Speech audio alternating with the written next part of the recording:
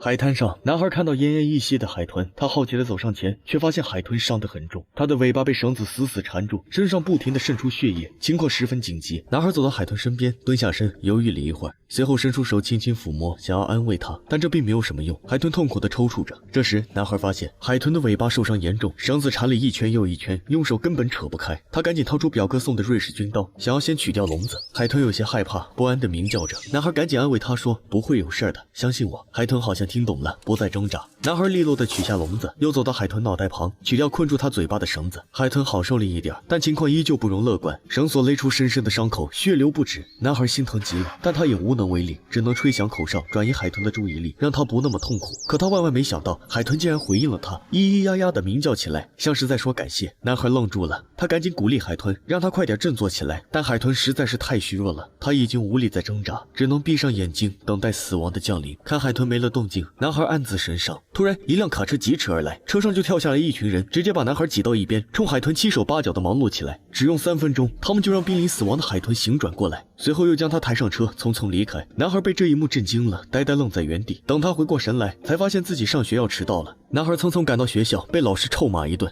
不過他心裡只有海豚，根本沒放在心上。放學後，男孩沒有回家，而是找到了早上看見的卡車。他這才發現，那群人原來是動物救援隊的。男孩懸着的心終於落了下來。他偷偷溜進海洋醫院，但裡面黑咕隆咚的，十分陰森。男孩嚇得要跑，卻迎面撞倒一個女孩。女孩認出了他，非但沒有生氣，還問他要不要看早上救的海豚。男孩求之不得，跟着女孩來到屋頂。然而看到海豚的樣子，他剛放下的心又提了起來。海豚傷得實在太重，尾巴全部壞死，他已經沒辦法游泳，只能靠人拖着，才不會被淹死。男孩沒想到會這麼嚴重，他也有些不知所措。不過由不得他多想，女孩急忙把他拽走，因為這裡禁止外人入內，要是被院長看見就麻煩了。男孩只得趕緊回家，打開電腦，他查找起海豚的資料，想要幫助海豚，一直到深夜才沉沉睡去。第二天放學，男孩又來到海洋醫院，他偷偷溜上天台，不料還沒等看清海豚的情況，就被一只鹈鶘發現了。院長聽到動靜，怒氣冲冲走過來，一通 diss，罵得男孩有些委屈。可就在這時，海豚聽到男孩的聲音，突然鳴叫起來。院長有些驚訝，他把男孩帶到水池邊，果然海豚叫得更歡快了。他掙扎着扭到男孩面前，撒嬌似的要男孩摸他。男孩伸出手，海豚似乎特別享受，舒服地仰起了頭。男孩笑了，自從爸爸去世後，這是他第一次笑得那麼開心。院長見海豚只對男孩親近，便同意他每天都過來看我。第二天，男孩起了個大早，直接逃課來到醫院。等他興沖冲地跑到天台，卻發現這裡靜悄悄的，人也沒有。一陣哭聲傳來，他趕緊跑過去查看，卻發現女孩傷心地癱坐在地上。